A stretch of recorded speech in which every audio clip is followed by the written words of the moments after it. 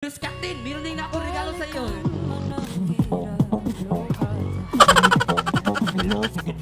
Ano man sabihin sa atin ng iba? Akalain yun, umabot kayo ng semis? Grabe talaga! At nagsama pa kayo ng mga pampagulo lalo. Oh my God! Dalawang tukmol na to. Tukmol! Pero tayo magte-trending yan mamaya.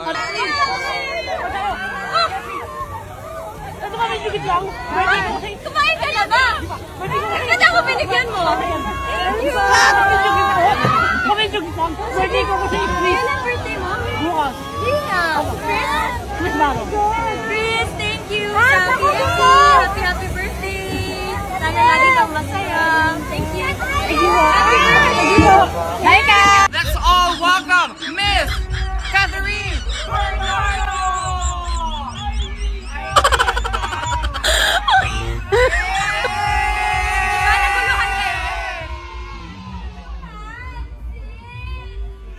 Hello Captain fans, sobrang kumapa in love, sobrang nakakatawa, sobrang nakakatuwa mga customers ang vlog na ito. So napakinggan niyo si Ma'am Catherine. Sobrang kulit, tapos yung Hello Love Again ay na-mention din po dito mga customers, or na-relate ni Robbie kasi nga dito sa Bright Box Duo kagabi sa na contestants ay yung poster ng Hello Love Again, ginawa nilang katatawanan na sila yung nilagay dun sa may sa may kumapasa larawan mga kasombrero. So parang ni-remake nila ganon. Tapos sabi ni mga katim sa Bright Box, so, akalain mo yun umabot kayo sa semis. Tapos ang nagdala na maraming pampagulo. Tapos parang alam yung tropa-tropa na parang bardagulan mga kasombrero ang style ng pagsasalita ni Ma'am Catherine. Sobrang nakakatawa. And then yun nga parang yung mga behind the scenes, yung mga fans niya, kagaya po ng inyong napakinggan mga kasombrero ay sa sobrang cute na po at saka ang bait niya Ma'am Catherine mga kasombreros. Tapos yun nga, yung sa damit din nila ni Ma'am Melay kasi pareho sila naka-white, tapos parang pareho sila ng style. And then ito napansin ko rin ito mga kasombreros na parang twinning na naman ang inyong mapakat din mga kasombreros kasi kahapon ay parang umaten yata ng may event yata si Sir Alden kahapon maliban sa nga sa 98 degrees kasi naka-white siya. Tapos hawak-hawak nitong baby niya, yung baby ng isang fan mga kasambreros, at saka itong si Baby Avi na kumapa sobrang kulit na kulit, parang si Baby QQ mga kasambreros. So si Marlene Capone, yung anak ni Marlene Capones, at saka ni Sir Mauro Lumba, hawak-hawak, yakap-yakap, parang katulog yata kay Sir Alden mga kasambreros yung baby. Tapos ang daming ganap mga kasabreros. And then si Ma'am Catherine sobrang ganda dito sa kanyang white outfit parang meron siyang behind the scene. Tapos parang syempre picture video mga kasabreros. Ang gandang simple ng white pero yung ang aura niya mga kasus ay kakaiba. Then yung naka-white siya mga kasabreros, ito palang event na pinuntahan nila kahapon Nagkaroon sila ng parang auction for a cause. Tapos si Sir Kuya Kim yung aking ginagaya ang host mga kasambreros. So parang tumaas to 165,000, tapos 400,000, 450, and so on. So parang hindi ko alam kung ano ba to, parang antique na gamit mga kasambreros. So parang ganun siya. Tapos yung ibang proceeds yata dito kasi auction for a cause, yung ibang proceeds yata dito ay mapupunta sa isang charity. So sina Sir Alden din nakaupo, tapos kasama niya sina Mitch Oliva at saka yung kanyang gym buddies mga kasambreros. So nagulat nga ako na merong gantong ganap pala si Sir Alden kahapon.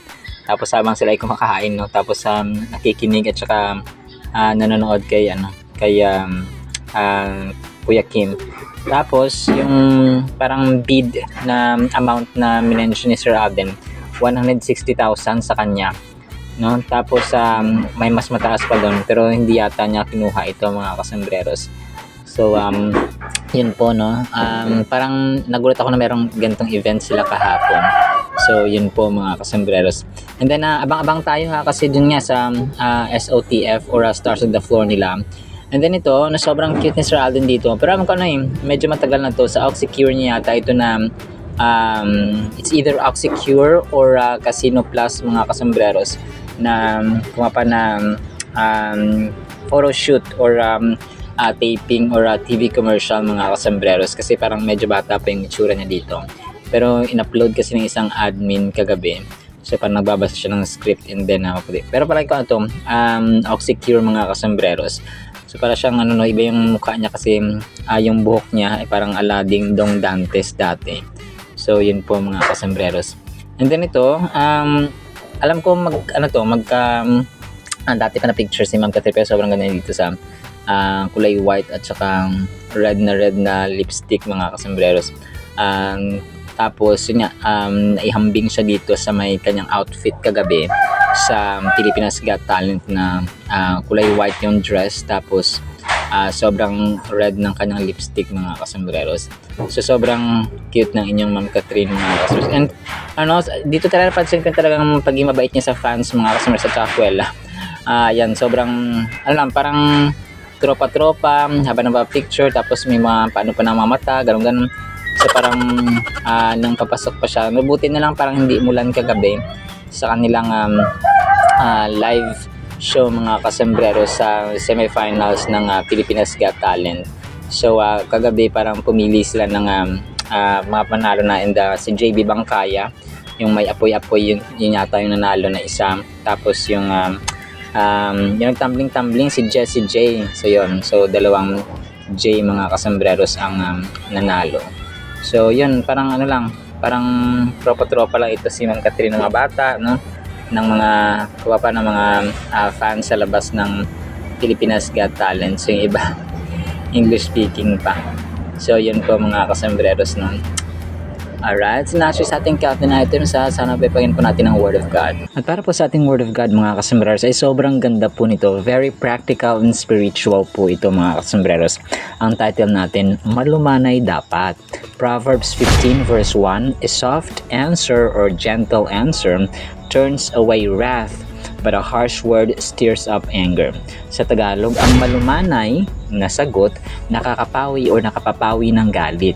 Ngunit sa tugong marahas, puot ay hindi mawawagbit. So ito po mga kasombreros ay parang related siya or connected sa isang spirit or ugali ng Diyos na dapat nating taglayin, which is the self-control mga kasombreros. So ito yung sasabi natin na yung Book of Proverbs ay kapupulutan natin talaga ng mga practical at saka mga literal realidad na may apply natin ng mga ugali at saka wisdom sa ating buhay mga kasombreros. So yung dalawa kasi ito mga kasombreros, dalawa yung parang contrasting yung sa unang stanza at saka pangalawang stanza mga kasombreros.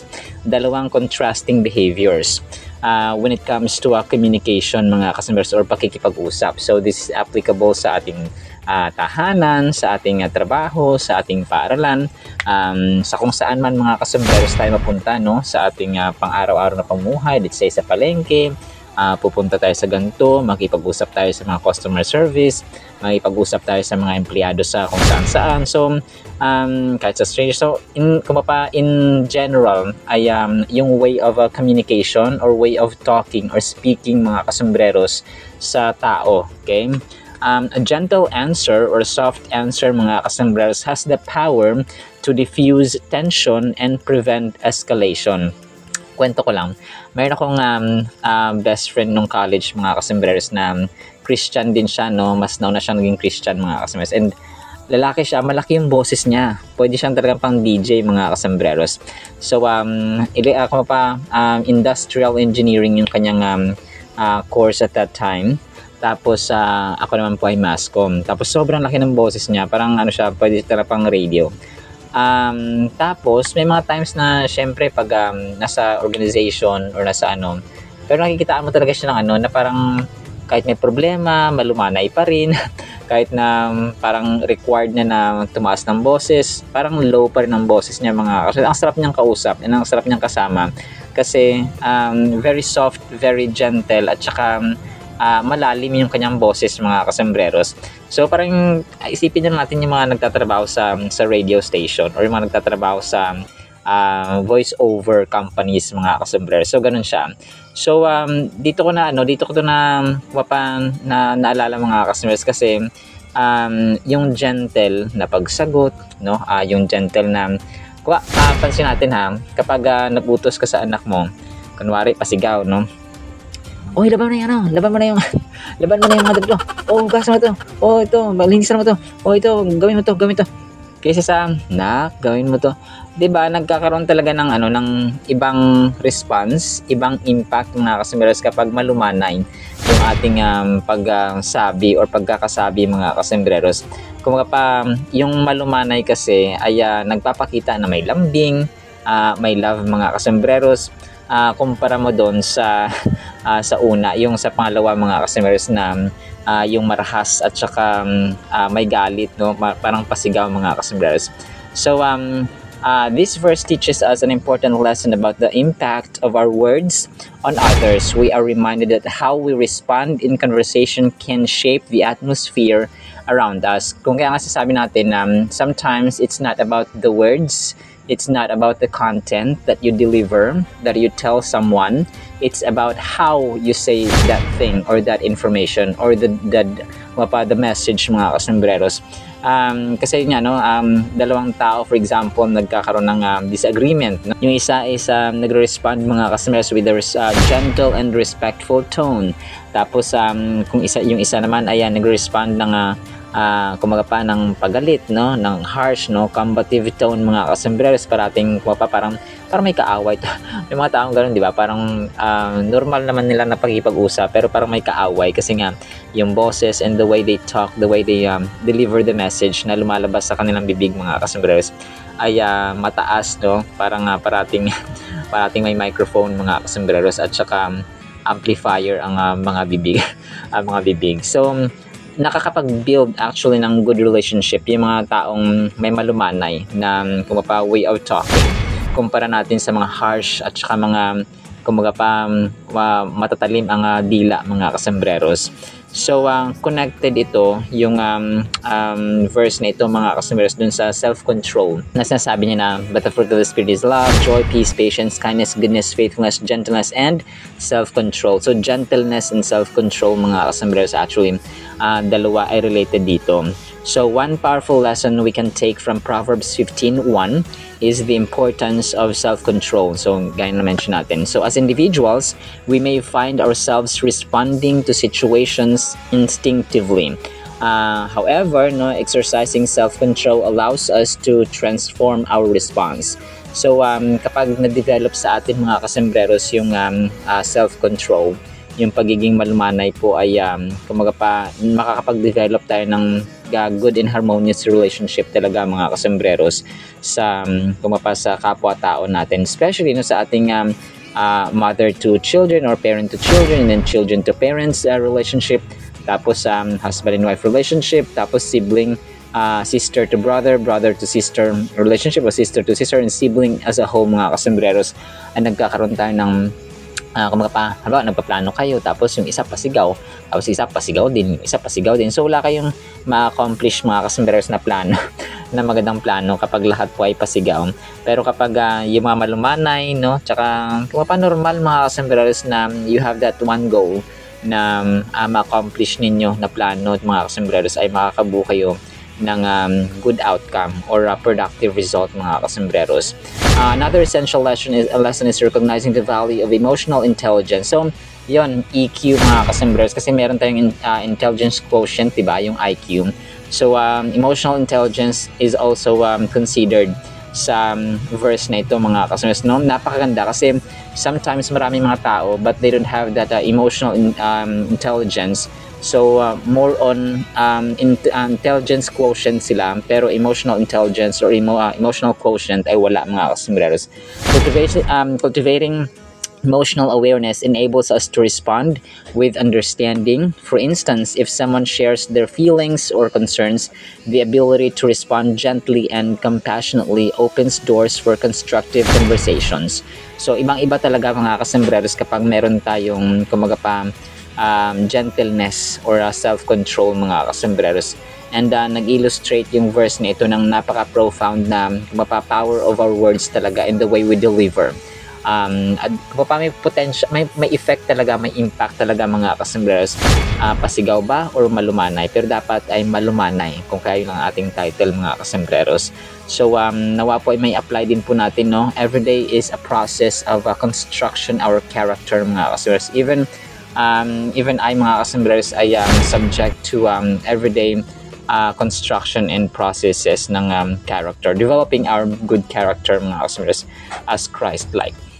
Alright, so naman po in the meantime nawa po ipagpalaan po tayo ng pag-ibig, pananampalataya at pag-asa in the mighty, holy, sweet, magnificent name of the Lord Jesus Christ. And everyone said, Amen and Amen. See you sa next segment po mga kasembreros, and paalam po.